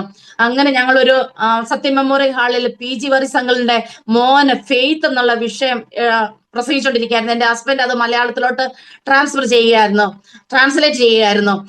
ട്രാൻസ്ലേറ്റ് ചെയ്തുകൊണ്ടിരുന്നപ്പോഴത്തേക്ക് ഞാൻ തീരുമാനിച്ചു, ദൈവമേ ഹോസ്പിറ്റലിൽ പോകുമ്പോൾ ഡോക്ടർ ഉണ്ടെങ്കിൽ ഓപ്പറേഷൻ ചെയ്യും, അല്ലെങ്കിൽ വേണ്ട. അങ്ങനെ ഞാൻ ഹോസ്പിറ്റലിൽ പോയി. ഡോക്ടർ ഇല്ലായിരുന്നു, ഓപ്പറേഷൻ ചെയ്തില്ല. ആ ആഴ്ച തന്നെ ദൈവം സൗഖ്യമാക്കി. ഹല്ലേലൂയ, സ്തോത്രം. ദൈവം ആ തൊലി ഓപ്പറേറ്റ് ചെയ്യേണ്ടതായിട്ട് വന്നില്ല. ദൈവം പൂർണ്ണമായി സൗഖ്യം കൊടുത്തു. ഹല്ലേലൂയ. അതുപോലെ കുഞ്ഞ് 10ാം ക്ലാസ് നല്ല വിജയം ദൈവം നൽകി കൊടുത്തു. 10 കഴിഞ്ഞിട്ട് +1 +2 ഞങ്ങൾ ഡോണാവൂർ സന്തോഷ് വിദ്യാലയത്തിലാണ് മോൻ, ഒരു മിഷണറി സ്കൂളിലാണ് മോൻ പഠിച്ചത്. അവിടെ പഠിക്കുമ്പോഴും അവിടുത്തെ ആഹാരം കുഞ്ഞിന് പിടിക്കത്തില്ലായിരുന്നു. ആഹാരം കഴിക്കും, വയറുവേദന. പല ടെസ്റ്റുകൾ ചെയ്തു, സ്കാനിങ് എല്ലാം എടുത്തിട്ട് കുഞ്ഞിന്റെ എന്താ അസുഖമാണെന്ന് ഞങ്ങൾക്ക് മനസ്സിലാകുന്നില്ല. കുഞ്ഞിന് അവിടെ നിൽക്കാൻ പറ്റാത്ത അവസ്ഥയായിരുന്നു. +2 പരീക്ഷ എഴുതേണ്ട സമയത്ത് കുഞ്ഞ് വളരെ വേദനിച്ചു. അവിടെയുള്ള പ്രിൻസിപ്പൾ പറഞ്ഞു, മോനെ നീ ഈ സ്കൂൾ നാണംകേടാക്കുമോ? 100% ഇതുള്ള വിജയമുള്ള സ്കൂളാണിത്, നീയാട്ട് സ്കൂൾ നാണം കെടുത്തല്ലേ എന്ന് പറഞ്ഞു മോനോട് എപ്പോഴും പറയുമായിരുന്നു. അതൊക്കെ മോന് വളരെ വേദനയായിരുന്നു. അവസാനം മോൻ വയ്യെങ്കിൽ ഇത് പഠിച്ചു. മോൻ പോയി പരീക്ഷ എഴുതിയിട്ട് മോൻ പറയുമായിരുന്നു, പല 10-20 മാർക്കിനുള്ള ക്വസ്റ്റ്യൻസ് ഞാൻ വിട്ടു, എഴുതാൻ സമയം കിട്ടിയെന്നൊക്കെ മോൻ എക്സ്ക്യൂസ് പറയുമായിരുന്നു. ആ സമയത്ത് ഞങ്ങൾ ധൈര്യപ്പെടുത്തുമായിരുന്നു, മോനെ ഭാരപ്പെടേണ്ട, ദൈവം ഉണ്ടല്ലോ, ദൈവം വിടുവിക്കും, ധൈര്യമായിരിക്കെ, തോറ്റാലും കുഴപ്പമില്ലെന്നൊക്കെ കുഞ്ഞിനോട് ഞങ്ങൾ പറയുമായിരുന്നു. പ്രിയമുള്ളവരെ, അത്ഭുതം എന്ന് പറയട്ടെ, ഞാൻ ആ സമയത്ത് കുഞ്ഞുങ്ങൾക്ക് വേണ്ടി ഉപസിക്കുന്ന ദിവസങ്ങൾ ഉണ്ടായിരുന്നു എനിക്ക്. ഞാൻ ആഴ്ചയിൽ ഒരു ദിവസം എല്ലാ കുഞ്ഞുങ്ങൾക്ക് വേണ്ടി, ദേവദാസന്മാരുടെ അല്ലാത്ത കുഞ്ഞുങ്ങളുടെ നല്ല നന്മയ്ക്ക് വേണ്ടിയൊക്കെ ഞാൻ ഉപസിക്കും, പ്രാർത്ഥിക്കുന്ന വ്യക്തിയായിരുന്നു. അങ്ങനെ എനിക്ക് നല്ല ധൈര്യം ഉണ്ടായിരുന്നു. മറ്റുള്ളവർക്ക് വേണ്ടി പ്രാർത്ഥിക്കുമ്പോൾ, മറ്റുള്ള കുഞ്ഞുങ്ങൾക്ക് വേണ്ടി പ്രാർത്ഥിക്കുമ്പോൾ ദൈവം എന്റെ കുഞ്ഞിനെ അനുഗ്രഹിക്കുന്ന വിശ്വാസം എന്റെ ജീവിതത്തിൽ ഉണ്ടായിരുന്നു. പ്രിയമുള്ളവരെ, അത്ഭുതം എന്ന് പറയട്ടെ, റിസൾട്ട് വന്നു. കുഞ്ഞിന് 85% മാർക്കോടുകൂടി ജയിപ്പാൻ ദൈവം സഹായിച്ചു. ആ പ്രിൻസിപ്പളുകൾക്ക് വളരെ അതിശയമായി തോന്നി. 90% മാർക്ക് വായിച്ച കുഞ്ഞുങ്ങൾ പോലെ 70%മായി. ആ സ്ഥാനത്ത് കുഞ്ഞിനെ ദൈവം അവിടെ മാനിക്കുവാൻ ദൈവം ഇടയാക്കി. അതിനുശേഷം കുഞ്ഞിനെ എന്ത് പഠിപ്പിക്കണം ഞങ്ങൾ ചിന്തിച്ചു. ആ സമയത്ത് പല ദേവദാസന്മാർ ഞങ്ങളുടെ വീട്ടിൽ വരുമ്പോൾ പറയും, മോൻ വെള്ള കോട്ട് ധരിച്ചിരിക്കുന്നു എന്ന് പറയുമായിരുന്നു. ആ സമയത്ത് ഞങ്ങൾക്ക് കുഞ്ഞിനെ മെഡിസിൻ പഠിപ്പിക്കാനുള്ള സാമ്പത്തിക ശേഷികളൊന്നും ഞങ്ങൾക്കില്ല. ഞങ്ങൾ അച്ഛാന്ന് പറഞ്ഞാൽ വളരെ ദാരിദ്ര്യ കുടുംബത്തിൽ ജനിച്ച ഒരു വ്യക്തിയായിരുന്നു അച്ഛൻ. ഞാൻ ഇങ്ങനെ ബന്ധുക്കോസുകാരനെ കല്യാണം കഴിച്ചതുകൊണ്ട് നിമിത്തം എന്റെ വീട്ടുകാരെ എന്നെ തിരിഞ്ഞു നോക്കത്തില്ലായിരുന്നു. ഞാൻ അവരെ ആശ്രയിക്കാറുമില്ലായിരുന്നു. പ്രിയമുള്ളവരെ, എന്റെ ആവശ്യം എന്റെ അപ്പനോടായിരുന്നു ഞാൻ പറയുന്നത്, എന്റെ യേശപ്പനോടായിരുന്നു പറയുന്നത്. അങ്ങനെ ആരോരുമില്ലാത്ത അവസ്ഥയായിരുന്നു ഞങ്ങളുടെ അവസ്ഥ എന്ന് പറയുന്നത്. എന്നാലും മോനെ മെഡിസിൻ പഠിക്കുവാൻ വേണ്ടി ഞങ്ങൾ പറഞ്ഞു വിട്ടു. 6 വർഷം അവിടെ പഠിക്കാൻ 2013 മോന് ഉക്രൈനിലാണ് പോയി മെഡിസിൻ പഠിച്ചത്. 2014 അവിടെ റഷ്യയും യുക്രൈനും തമ്മിൽ യുദ്ധമുണ്ടായി, ബോംബാക്രമണം വന്നു. ആ സമയത്തും അവരുടെ ഹോസ്റ്റലിലെല്ലാം ബോംബ് വീണു. മോൻ അപ്പോഴും വിളിച്ചിട്ട് പറയും, മമ്മി എന്നെ ഞങ്ങൾ ജീവനോട് കാണുമെന്ന് അറിയത്തില്ല, എന്തായി തീരുമെന്ന് ഞങ്ങൾക്കൊന്നും അറിയത്തില്ല, അതുപോലെ ഇവിടെ പ്രശ്നങ്ങളാന്ന് പറഞ്ഞു. മോനോട് പറഞ്ഞു, ഇല്ല മോനെ, ദൈവം കൂടെ ഉണ്ടല്ലോ, ദൈവം എന്തെങ്കിലും ചെയ്യും, ധൈര്യമായിരിക്കും. പപ്പ പറയുമായിരുന്നു, മോനെ നമുക്ക് അവിടെ സ്വർഗത്തിൽ വെച്ച് നമുക്ക് കാണാമെന്ന് പപ്പ പറയുമായിരുന്നു. മോന് അങ്ങനെ ധൈര്യം കൊടുക്കുമായിരുന്നു. അങ്ങനെ ഇന്ത്യയിലെ പ്രധാനമന്ത്രി ഇടപെട്ടിട്ട് കുഞ്ഞുങ്ങളെ വേറെ വേറെ യൂണിവേഴ്സിറ്റിയിലോട്ട് കുഞ്ഞുങ്ങൾക്ക് അഡ്മിഷൻ നൽകി കൊടുത്തു. അങ്ങനെ കുഞ്ഞ് അവിടെ 6 വർഷം പഠിച്ച് ദൈവം കുഞ്ഞിന് നല്ലൊരു വിജയം നൽകി കൊടുത്തു. അവിടെ പഠിക്കുമ്പോഴും കുഞ്ഞിന് അവിടുത്തെ കാലാവസ്ഥ പിടിക്കത്തില്ലായിരുന്നു. അവിടെ കുഞ്ഞിന് വേണ്ട ആഹാരത്തിന് കൊടുക്കുവാൻ ഞങ്ങൾക്ക് നിവൃത്തിയില്ലായിരുന്നു. ഒരു 15,000 20,000 രൂപയെങ്കിലും അവിടെ കൊടുക്കണം മോന്.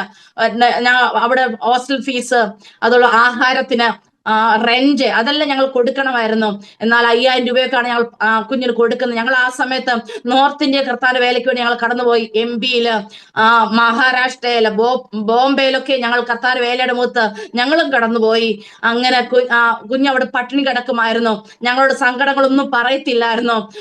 കുഞ്ഞ് ചിലപ്പോൾ ഒരു ദിവസം ഒരു ബർഗറാണ് കഴിച്ചെന്ന് പറയും, ചിലപ്പോൾ ഒരു ബിസ്ക്കറ്റാണ് ഇന്ന് ഞാൻ കഴിച്ചെന്ന് പറയും, ചില ദിവസം പറയും ഞാൻ ഒരാഴ്ച ഉപവാസമാണെന്ന് പറയും. എന്താണ് മോനെ? ഒന്നുമില്ല, കഴിക്കാനൊന്നുമില്ലെന്ന് പറയും. അങ്ങനെ അവൻ അവിടെ അങ്ങനെ പട്ടിണി കടന്നിട്ട് പോലും ദൈവം കുഞ്ഞിന് വേണ്ടി കരുതി. നൈജീരിയൻ പാസ്റ്റർമാരെ കുഞ്ഞിനെ അവിടെ എഴുന്നേൽപ്പിച്ചു. കുഞ്ഞിന് നല്ല ധൈര്യം കൊടുക്കുവാൻ, നല്ല വചനങ്ങൾ പറഞ്ഞു കൊടുക്കുവാൻ തക്കണം പാസ്റ്റർമാരെ ദൈവം അവിടെ എഴുന്നേൽപ്പിച്ചു. അവിടുത്തെ ചർച്ചിലെ നല്ലൊരു പൊസിഷൻ കുഞ്ഞിന് ദൈവം അവിടെ നൽകി കൊടുത്തു. അറിയപ്പെടുന്ന ഒരു വ്യക്തിയാക്കി ദൈവം അവിടെ മാറ്റി. അതുകൊണ്ട് മാത്രം കുഞ്ഞ് പാസ്സാകുവാൻ ദൈവം സഹായിച്ചു.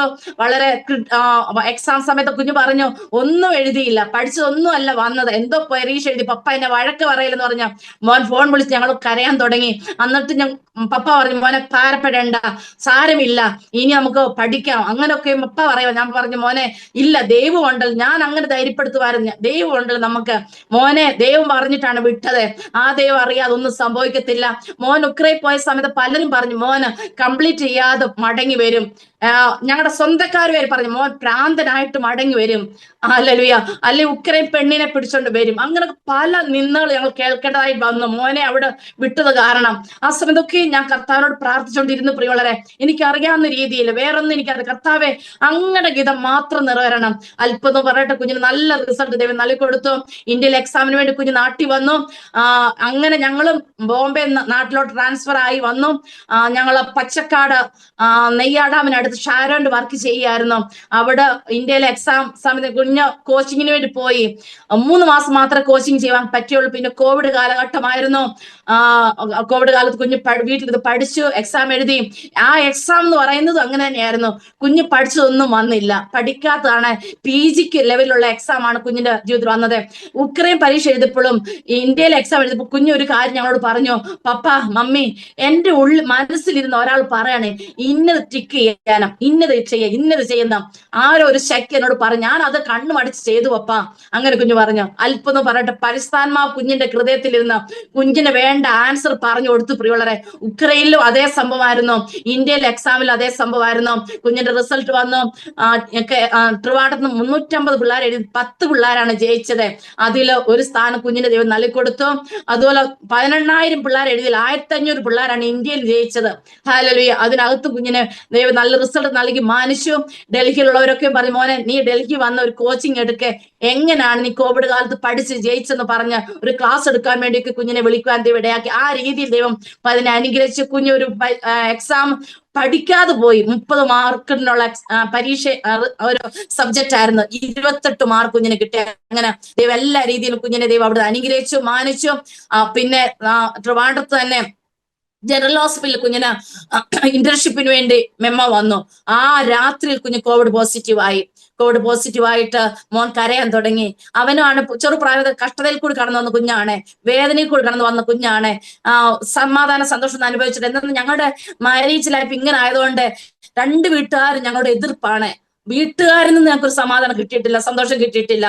ആ ഒരു കണ്ടീഷൻ ജീവിതം പോലെ ഇരിക്കുമ്പോൾ മാത്രമുള്ള സന്തോഷമാണ് ഞാനായാലും കുഞ്ഞുങ്ങളായാലും അനുഭവിച്ചിട്ടുള്ളത്. വളരെ മനുഷ്യനെല്ലാം എന്നെ മോനെയൊക്കെ ഒരു മാറ്റി നിർത്തുന്ന അവസ്ഥ ഉണ്ടായിട്ടുണ്ട് പ്രിയമുള്ളവരെ. ആ ഒരു അവസ്ഥയെക്കൂടാണ് കടന്നു വന്നത്. എന്നാലും ഞങ്ങളെ അറിയുന്ന ഒരു ദൈവം ഉണ്ടായിരുന്നു. അത് മാത്രമേ എനിക്ക് പറയാനുള്ള എല്ലാവരോടും. നമ്മളെ അറിയുന്ന ദൈവമാണ്. നമ്മൾ കർത്താവിന്റെ വിശ്വസ്തയോടാണ് കർത്താവിന്റെ വേല ചെയ്യുന്നെങ്കിൽ, കർത്താവിന് വേണ്ടി നമ്മൾ ഇറങ്ങി തിരിച്ചെങ്കിൽ നമ്മളെ ദൈവം നിന്ദിക്കും ദൈവമല്ല, നമ്മളെ കൈവിടും ദൈവമല്ല, ഉപേക്ഷിക്കും ദൈവമല്ല. കഷ്ടങ്ങളിലും ഭാരങ്ങളും പ്രയാസങ്ങളും കൂടിയിരിക്കുന്ന ഒരു ദൈവം ദൈവം ഉണ്ടെന്ന് ദൈവനെ പഠിപ്പിച്ച് പ്രിയമുള്ളവരെ. എന്റെ ജീവിതത്തിൽ വന്ന മുള്ളുകൾ എന്നെ ദൈവം പണിയാൻ വേണ്ടിയുള്ള മുള്ളുകളായിരുന്നു, എന്നെ മെനഞ്ഞെടുക്കാനുള്ള മുള്ളുകളായിരുന്നു. എന്റെ ജീവിതത്തിൽ വന്ന മുള്ളുകൾ എന്നെ കർത്താവ് കൂടുതൽ സ്നേഹിച്ചതുകൊണ്ട് കൂടുതൽ വേദന കൂടെ എന്നെ കടത്തിവിട്ടു എന്ന് പറഞ്ഞ് ഈ ലോകത്തിൽ ആരില്ല നീ ആശ്രയിക്കരുത്, നീ ആശ്രയിക്കേണ്ടത് കർത്താവിൽ മാത്രമാണ് ദൈവം എന്നെ പഠിപ്പിച്ച് പ്രിയമുള്ളവരെ. അതിനുവേണ്ടിയാണ്. അല്ലേ എന്റെ പപ്പയുടെ അമ്മയുടെ സഹോദരന്മാരുടെയും ഭർത്താവിന്റെ ആൾക്കാരുടെയും സ്നേഹം ലഭിച്ചായിരുന്നെങ്കിൽ ഞാൻ കർത്താവിന്റെ സ്നേഹം ഞാൻ ആദ്യം മനസ്സിലാക്കത്തില്ലായിരുന്നു. ഈ ലോകത്തിൽ ആരും എന്നെ സ്നേഹിക്കാതിരുന്നോണ്ട് ഞാൻ അപ്പന്റെ സ്നേഹം മനസ്സിലാക്കി, യേശപ്പന്റെ സ്നേഹം എന്താണെന്ന് എനിക്ക് ദൈവം മനസ്സിലാക്കി തന്നു പ്രിയമുള്ളവരെ. ഹല്ലേലൂയ. അതിന് മോൻ കോവിഡ് പോസിറ്റീവ് ആകുന്നു. ഞങ്ങൾ തീരുമാനത്തിൽ വരുന്ന വീട്ടിൽ വരുന്നു. ഒരാഴ്ച കഴിഞ്ഞപ്പോൾ ഞാൻ കോവിഡ് പോസിറ്റീവ് ആയി. എന്റെ ഓക്സിജൻ ലെവൽ കുറഞ്ഞു. എനിക്ക് 70 ഓക്സിജൻ 70 ആകുന്നു. ന്യൂമോണിയ ആകുന്നു, BP ഹൈ ആകുന്നു, ഷുഗർ ഹൈ ആകുന്നു.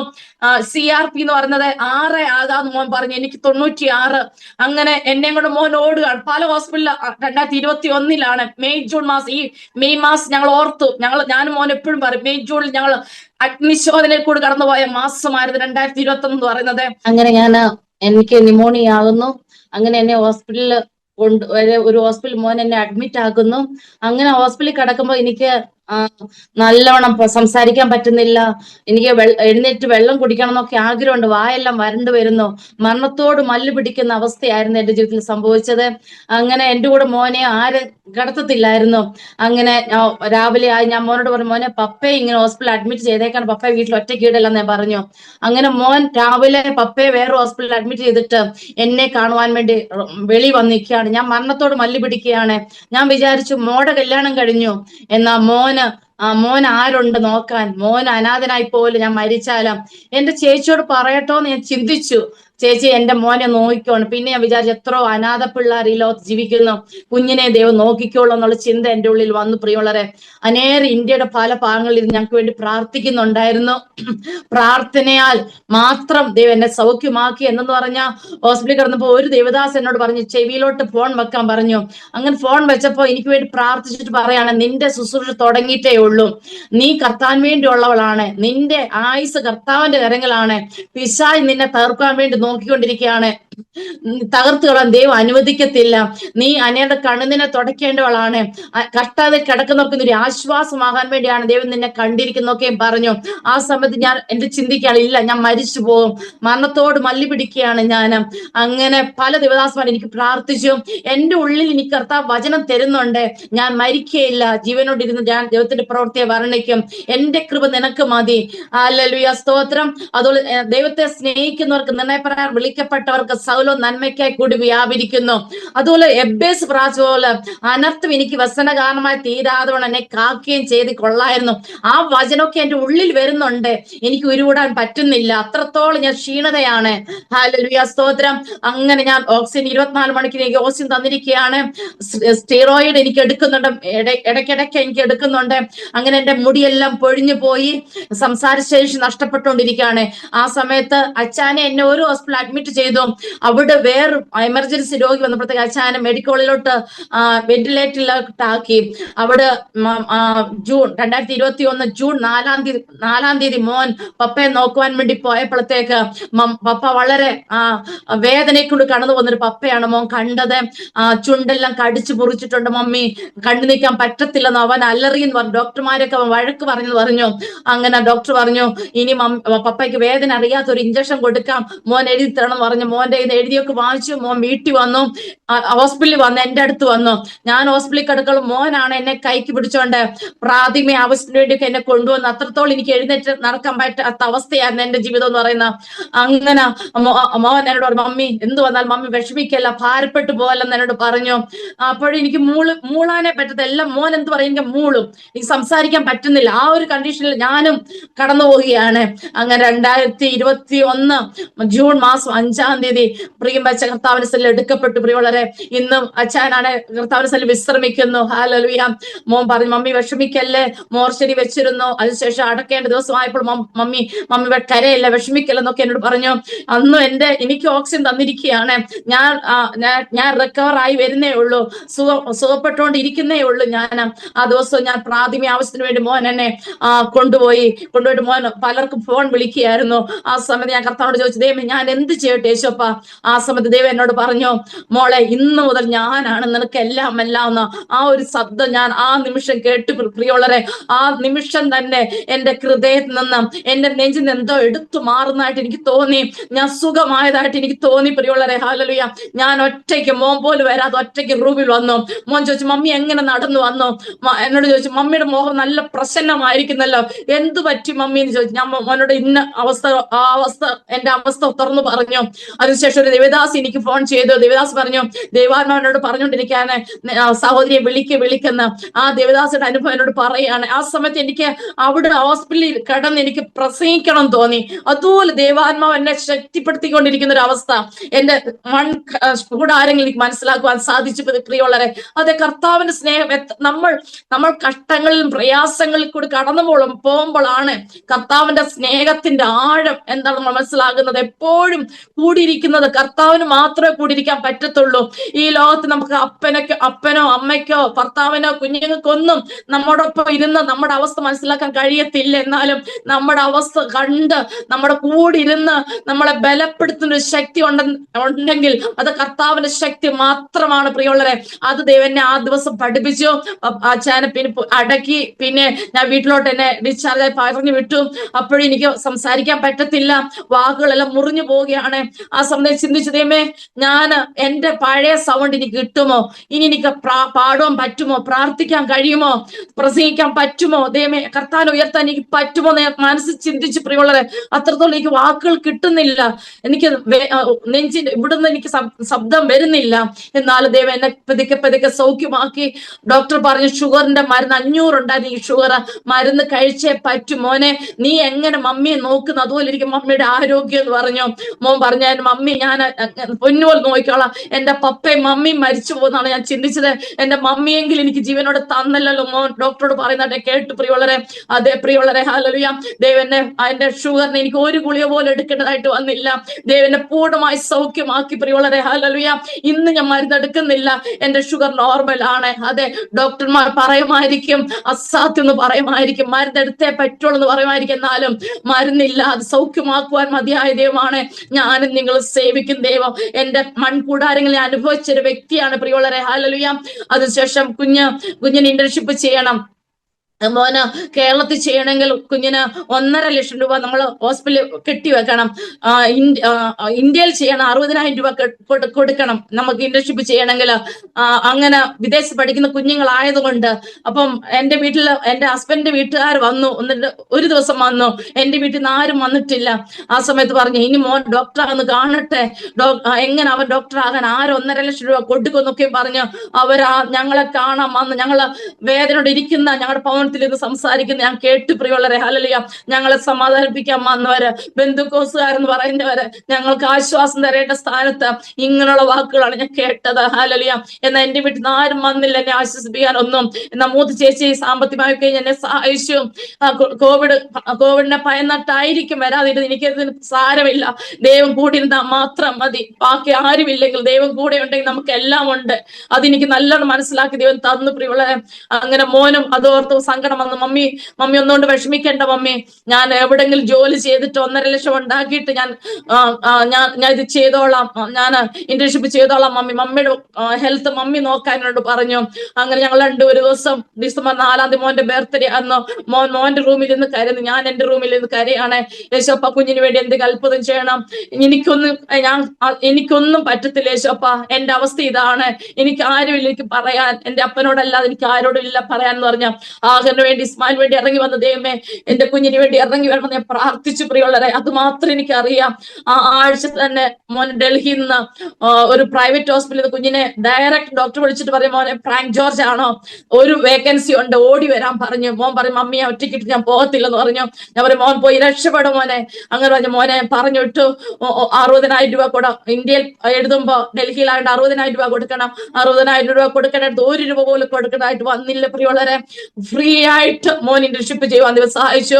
3 നേരം ആഹാരം ഹോസ്പിറ്റലിൽ നിന്ന് കുഞ്ഞിന് ലഭിച്ചു. പ്രിയമുള്ളവരെ, ഹല്ലേലൂയ. അതെ, നമ്മുടെ ദൈവം കരുതുന്ന പിതാവാണ്. ഹല്ലേലൂയ.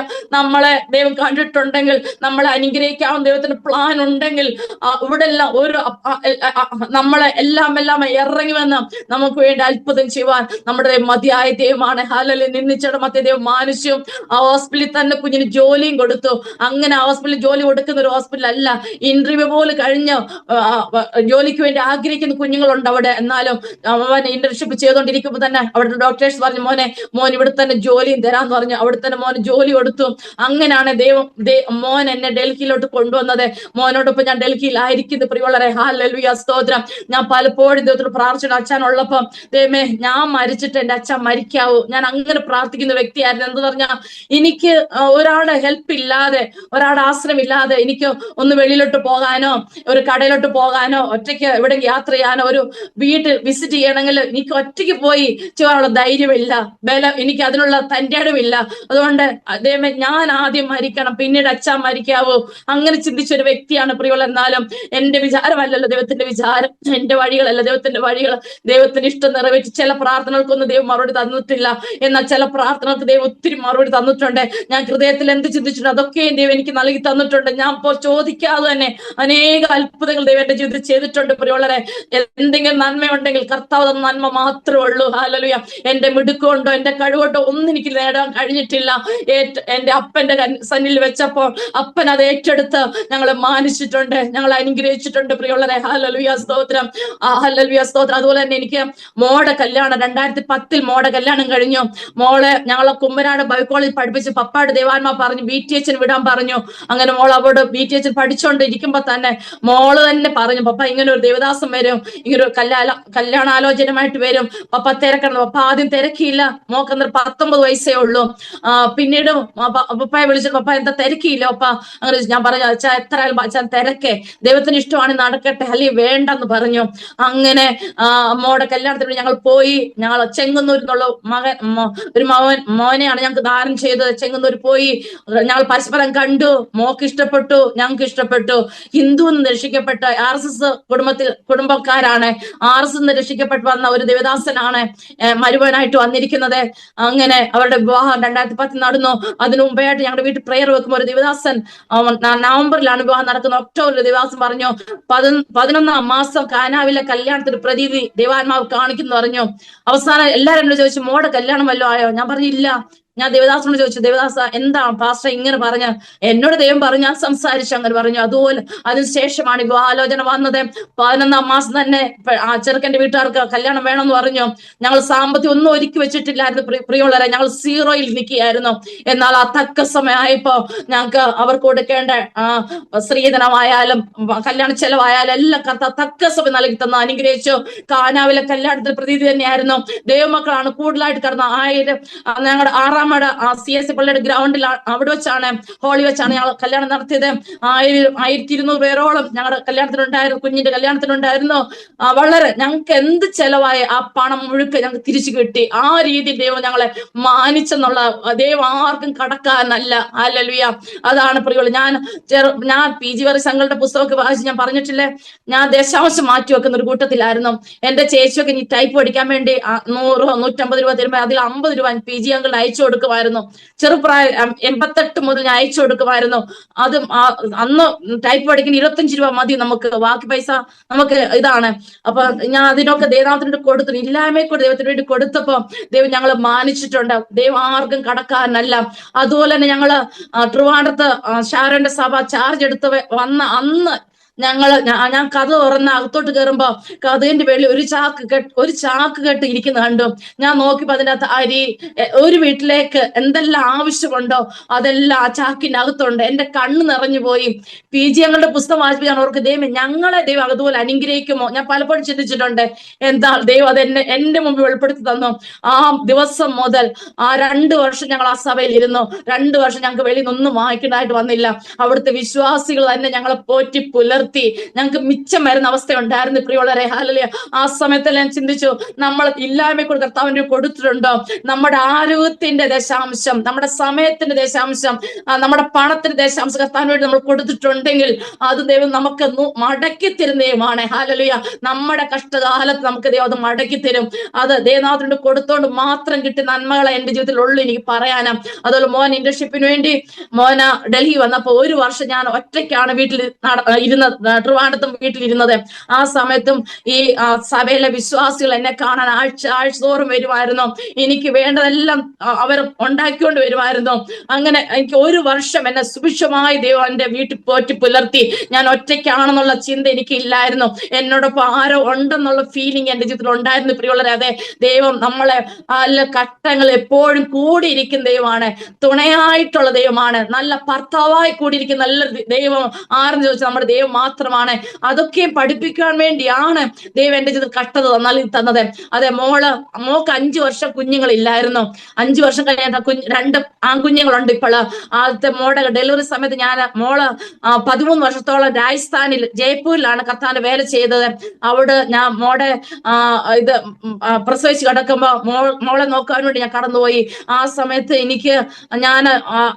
ഞങ്ങൾ മഹാരാഷ്ട്ര നാഗ്പൂർ എന്ന സ്ഥലത്തായിരുന്നു മിഷൻ ഇന്ത്യയുടെ പ്രവർത്തനം ചെയ്യാൻ. മിഷൻ ഇന്ത്യയുടെ അവിടുത്തെ ഹല്ലേലൂയ സ്തോത്രം അനാഥ കുഞ്ഞുങ്ങളുടെ ചുമതല ഞങ്ങൾ ഏറ്റെടുത്ത് ചെയ്യുമായിരുന്നു. മോളെ നോക്കാൻ വേണ്ടി 1.5-2 മാസത്തോളം ഞങ്ങൾ അവിടെ നിന്നു. ആ സമയത്ത് എനിക്ക് ഹൈ ബ്ലീഡിങ്, BP ഹൈ ആകുക. അങ്ങനെ ഞാൻ അവിടുത്തെ ജോലിയെല്ലാം ചെയ്യണം. ഞാൻ തളർന്നു പോകുന്ന ഒരവസ്ഥ. ഞാൻ മോളോട് പറയും, മോളെ എന്റെ കണ്ടീഷൻ ഇതാണ്, എനിക്കറിയില്ല, ചിലപ്പോ ഇവിടെ കിടന്ന് ഞാൻ മരിച്ചു പോയെന്ന് വരാം, എനിക്കറിയില്ല എന്റെ കണ്ടീഷൻ എന്താണെന്നുള്ളത്. മോളെ ഞാൻ ബോധ്യപ്പെടുത്തി. മോളെ ട്രീറ്റ്മെന്റ് ചെയ്ത് ഡോക്ടറെ പോയി കാണിച്ചു. ഡോക്ടറെ കണ്ടിട്ട് പറയാണ്, ഈ സ്ത്രീ എങ്ങനെയാണ് എഴുന്നേറ്റ് നടക്കുന്നത്, ഇവരെ ഇനി നാഗ്പൂരിലോട്ടൊന്നും വിടണ്ട, അവരുടെ യൂട്രസ് റിമൂവ് ചെയ്യേണ്ടതായിട്ട് വരും, അല്ലെങ്കിൽ ഇത് ക്യാൻസർ ആകാൻ സാധ്യതയുണ്ടെന്നൊക്കെയും പറഞ്ഞു. മരണം വരെ മരുന്ന് കഴിക്കണം എന്ന് പറഞ്ഞു പ്രിയമുള്ളവരെ. ആ സമയത്ത് ഞാൻ പലപ്പോഴും എന്റെ അസുഖം വരുമ്പോൾ ഞാൻ പറയും, യേശുപ്പാ എനിക്ക് അപ്പനില്ല, അമ്മയില്ല, ആരുമില്ല എന്നെ നോക്കുവാൻ, ഞാൻ ഒന്ന് കിടന്നാൽ എന്നെ അന്വേഷിപ്പാൻ ആരുമില്ല, എന്നെ കിടരോഗിയാക്കല്ലേ, എന്റെ ഓരോ അവയം പോലെ എടുത്തു കളയാൻ അനുവദിക്കല്ലേ എന്ന് ഞാൻ ദൈവത്തിൽ പലപ്പോഴും പ്രാർത്ഥിച്ചിട്ടുണ്ട് പ്രിയമുള്ളവരെ. അവിടെയുള്ള മോടെ വിശ്വാസികളെല്ലാം നേഴ്സുമാരായിരുന്നു. അവരും പറഞ്ഞു, അമ്മാമ ഓപ്പറേഷൻ ചെയ്തിട്ട് പോയാൽ മതി, യൂട്രസ് ഇനി എന്തിനാ വെച്ചോണ്ടിരിക്കുന്ന, റിമൂവ് ചെയ്യാൻ പറഞ്ഞു. അച്ഛൻ വന്നപ്പോൾ ഞാൻ അച്ഛനോട് പറഞ്ഞു, അച്ഛാ എനിക്ക് 1-2 പാസ്റ്റർമാരെ കൊണ്ട് എനിക്ക് പ്രാർത്ഥിപ്പിക്കണം, അതിനുശേഷം ദൈവത്തിന്റെ ഇഷ്ടം എന്താണോ അത് നടക്കട്ടെ ഞാൻ പറഞ്ഞു. ഞങ്ങൾ നാട്ടിൽ വന്നു, ട്രിവാൻഡ്രത്തോട് 1-2 പാസ്റ്റർമാരെ കൊണ്ട് പ്രാർത്ഥിപ്പിച്ചു. പാസ്റ്ററുടെ സ്ഥിതികൾ പറഞ്ഞു. പാസ്റ്റർ പ്രാർത്ഥിച്ചിരുന്നപ്പോ ഒരു പാസ്റ്റർ പറഞ്ഞു, ഒരു നല്ലൊരു മരത്തിൽ ഇത്തിൾ പടർന്നു കിടക്കണമെന്നോ, ആ മരത്തെ നശിപ്പിക്കണം, എങ്ങനെ ഇല്ലാതാക്കണം, പിശാചിന്റെ തന്ത്രങ്ങൾ നടക്കണം, പിശാചിന്റെ ഗീതം എന്താണ് അത് ഭവനത്തിൽ നിറവേറണം, അതിനുവേണ്ടി ആ മരത്തെ നശിപ്പിക്കാൻ വേണ്ടി ദൈവം നോക്കിക്കൊണ്ടിരിക്കുകയാണ്. പിന്നെ ആ ദൈവം അസശക്തമായി പ്രാർത്ഥിച്ചിട്ട് പറഞ്ഞു, ആ ഇത്തിൾ വേരോടുകൂടി കരിഞ്ഞു പോയിരിക്കുന്നു പറഞ്ഞു. ആ സമയത്ത് ബ്ലീഡിംഗ് ആയിട്ടാണ് പോയിരുന്നത്. ആ സ്പോട്ടിൽ തന്നെ ദൈവം എന്നെ സൗഖ്യമാക്കി പ്രിയമുള്ളവരെ. ഹല്ലേലൂയ. യൂട്രസ് റിമൂവ് ചെയ്യേണ്ടതായിട്ട് വന്നില്ല. എനിക്ക് ഒത്തിരി യൂട്രസ് മുഴകൾ ഉണ്ടായിരുന്നു, അതൊന്നും എടുത്ത് യൂട്രസ് ഇന്നും അതുപോലെ തന്നെ ഉണ്ട്. എല്ലാ വർഷം സ്കാനിങ് എടുക്കുമായിരുന്നു. എന്റെ അച്ഛൻ്റെ കൂടെ പഠിച്ച പലരും ഡോക്ടേഴ്സ് ഉണ്ടായിരുന്നു. ഡോക്ടർമാർ പറഞ്ഞു, ഷീവ നിന്റെ യൂട്രസ് അവിടെ തന്നെ ഇരുന്നോട്ടെ, ഈ മുഴ മഴയൊന്നും അല്ല. 2016 ആ സംഭവത്തോട് ഇന്ന് വരെ ദൈവം എന്നെ അത്ഭുതമായി വഴി നടത്തി. എനിക്ക് 3 മാസം അതാണ്ട് മരുന്ന് കഴിക്കാൻ പറ്റിയിട്ടുള്ളൂ. മരുന്ന് കഴിക്കുമ്പോൾ എന്റെ തലയെല്ലാം ഭയങ്കര ഭാരമാണ്, പിന്നെ എനിക്ക് ജോലി ചെയ്യാനും പറ്റത്തില്ല. ഞാൻ അച്ഛനോട് പറയാം, അച്ഛൻ എനിക്ക് മരുന്ന് കഴിക്കാൻ പറ്റുന്നില്ല. അങ്ങനെ മരുന്ന് കഴിക്കേണ്ടതായിട്ട് വന്നില്ല പ്രിയമുള്ളവരെ. ദൈവം സൗഖ്യദായകനാണ്. അതുപോലെ തന്നെ ഞാൻ കോവിഡായി കിടന്നപ്പോ എനിക്ക് തിമിരത്തിന്റെ അസുഖം വന്നു. 2 കണ്ണിന്റെ ലെൻസ് നഷ്ടപ്പെട്ടു പോയായിരുന്നു. മോൻ ഡൽഹി വരുന്നതിന് മുമ്പേ ഡോക്ടറെ കാണിച്ചു. ഡോക്ടർ പറഞ്ഞു, മോനെ അത് കാണിച്ചു, മമ്മിയുടെ ലെൻസ് കണ്ടോ, എത്രയും വേഗം മാറ്റി വെച്ചേ പറ്റുള്ളൂ എന്ന് പറഞ്ഞു. മമ്മിയുടെ ഓപ്പറേഷൻ കഴിഞ്ഞിട്ട് ഞാൻ പോകുന്നുള്ളൂ എന്ന് പറഞ്ഞു. ഞാൻ പറഞ്ഞു, മോനെ നീ പോ, എനിക്ക് മരുന്ന് വല്ല ഒഴിക്കാൻ തന്നാ മതി, ദൈവം എന്നെ കരുതിക്കോളും, ദൈവം എന്റെ കൂടെ ഉണ്ടല്ലോ, മോൻ പോയി രക്ഷപ്പെടുന്നു പറഞ്ഞു. മോനെ പറഞ്ഞു വിട്ടു. ഞാൻ മരുന്ന് ഒഴിച്ചു. 1 ദിവസം ഒരാഴ്ചയൊക്കെ മരുന്ന് ഒഴിച്ചു, പിന്നെ ഒഴിച്ചൊന്നുമില്ല.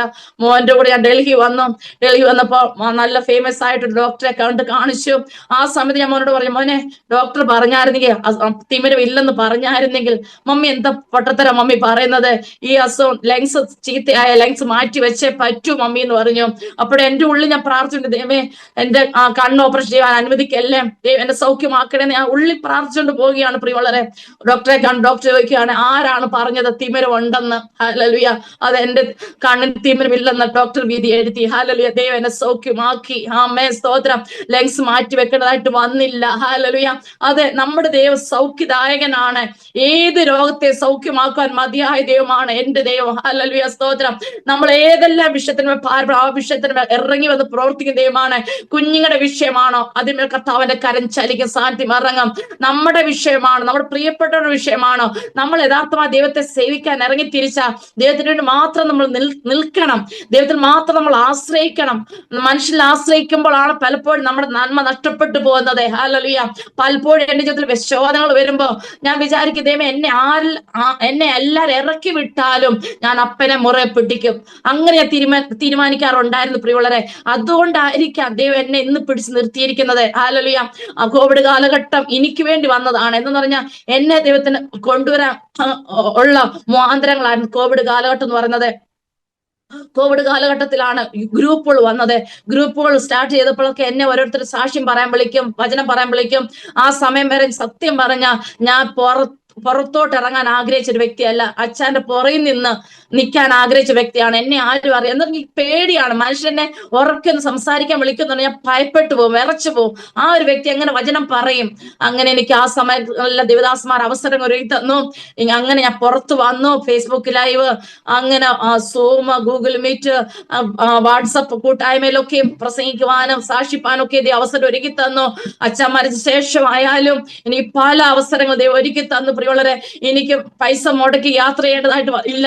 വീട്ടിൽ തന്നെ ഇരുന്ന് ഒരാഴ്ച എനിക്ക് 3-4 മീറ്റിംഗ് ദൈവം നൽകി തരാറുണ്ട്. ആ സമയത്തൊക്കെ എന്റെ കണ്ണ് നിറഞ്ഞു പോകാറുണ്ട്. എനിക്ക് കർത്താവിനറിയാം ഒറ്റയ്ക്ക് പോകാനുള്ള ധൈര്യമില്ലെന്നറിയാം. വീട്ടിൽ തന്നെ ഇരുന്ന് ശുശ്രൂഷിപ്പാൻ ദൈവം സഹായിച്ചു. ഹല്ലേലൂയ. അത്രത്തോളം കർത്താവിന്റെ സ്നേഹത്തിന്റെ ആഴം. ഹല്ലേലൂയ. പല ദേവദാസന്മാർ എന്നെ നോക്കിയിട്ട് പറഞ്ഞിട്ടുണ്ട്, ആന്റി ഞങ്ങൾ സമ്മതിച്ചിരിക്കുന്നു. എല്ലാവരും ഭർത്താക്കമ്മ മരിച്ചുപോയ ഒതുങ്ങിക്കൂടാനാണ് ആഗ്രഹിക്കുന്നത്. അവർ വേണ്ട ദൈവത്തെ കുറ്റം പറയും. ആന്റി ഒതുങ്ങിക്കൂടിയില്ല, കർത്താവിനെ ഉയർത്തുന്നു. ആന്റി ഞങ്ങൾക്കൊരു ധൈര്യമാണ് ആന്റി. അങ്ങനെ പറഞ്ഞ് പല ദേവദാസന്മാരും, അറിയപ്പെടാത്ത ദേവദാസന്മാർ പോലും വിളിച്ചെനിക്ക് ശുശ്രൂഷികളുടെ സമയം തന്നിട്ടുണ്ട്. പ്രിയമുള്ളവരെ, ഹല്ലേലൂയ. അതാണ് നമ്മുടെ ദൈവത്തിന്റെ സ്നേഹം എന്ന് പറഞ്ഞത്. ദൈവം നമ്മളെ നടത്താൻ ശക്തനാണ്, മതിയായ ദൈവമാണ്, കൈവിടുന്ന ദൈവമല്ല, ഉപേക്ഷിക്കുന്ന ദൈവമല്ല. ഏത് വിഷയത്തിന്മേൽ ഇറങ്ങി വന്ന് അല്പം പ്രവർത്തിക്കുന്ന ദൈവം ഇന്ന് നമുക്ക് വേണ്ടി ജീവിക്കുന്നു. എന്റെ സാക്ഷ്യം കേൾക്കുന്ന എല്ലാവരെയും ദൈവം അനുഗ്രഹിപ്പാൻ ശക്തനായ ദൈവമാണ്. നമ്മുടെ സ്ഥിതിക്ക് വ്യത്യാസം വരുത്താൻ ദൈവം മതിയായ ദൈവമാണ്. കുഞ്ഞുങ്ങളെ അനുഗ്രഹിപ്പാൻ മതിയായ ദൈവമാണ്. രോഗങ്ങളെ സൗഖ്യമാക്കാൻ മതിയായ ദൈവമാണ്. സാമ്പത്തിക ഞെരുക്കൾ എടുത്തു മാറ്റുവാൻ എന്റെ ദൈവം മതിയായ ദൈവമാണ്. കർത്താവിനെ മുറയെ പിടിക്കുക, കർത്താവിന് വേണ്ടി നിൽക്കുക, പറ്റിയിരിക്കുക, ദൈവത്തെ പൂർണ്ണമായി ആശ്രയിക്കുക, ദൈവത്തിന്റെ ചട്ടങ്ങൾ പഠിപ്പാൻ തക്കണം. ഞാൻ കഷ്ടതയിലായിരുന്നു, എനിക്ക് ഗുണമായി, അങ്ങനെ പറയുവാൻ തക്ക ദൈവം നമ്മൾ ഓരോരുത്തരെ ഇടയാക്കുമാറാകട്ടെ. ഇതോളം സാക്ഷ്യം പറയുവാൻ അവസരം എനിക്ക് തന്ന ക്രൈസ്റ്റ് ബ്ലെസ്സസ് ഗ്രൂപ്പിലെ കർത്താവിന്റെ ദാസൻ പാസ്റ്റർ അനീഷ് സ്റ്റാൻലിയോട് നന്ദിയ സ്നേഹത്തെ അറിയിച്ചോളുന്നു. സാക്ഷി കേൾക്കുന്ന എല്ലാവരോടും നന്ദിയ സ്നേഹത്തെ ഞാൻ അറിയിച്ചോളുന്നു. എല്ലാവരും അനുഗ്രഹിക്കുമാറാട്ടെ. Thank you. God bless you. Thank U.